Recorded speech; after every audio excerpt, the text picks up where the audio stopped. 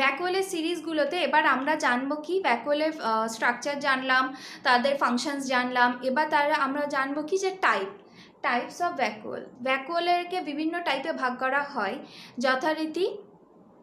প্রথম টাইপটা হচ্ছে ভ্যাকুওলের মধ্যে যদি সলিড সাবস্টেন্স থাকে তাকে আমরা কি বলি, ফ্যাগোজোম বলি, এবং যদি লিকুইড সাবস্টেন্স থাকে তাকে আমরা কি বলি, পিনোজোম বলি। তাহলে ভ্যাকুওলে এই দুটো মনে রাখবে, ফ্যাগোজোম এবং পিনোজোম। কিছু কিছু ক্ষেত্রে, কিছু অ্যামিবা ক্ষেত্রে দেখতে পাবে যে কন্ট্রাকটাইল ভ্যাকুওল পাওয়া যায়। কন্ট্রাকটাইল ভ্যাকুওল কি, এরা সিস্টোলিক এবং ডায়াস্টোলিক অর্থাৎ রিল্যাক্স করে, কন্ট্রাক্ট করে, এই পদ্ধতিতে কি করে অ্যামিবার দেহে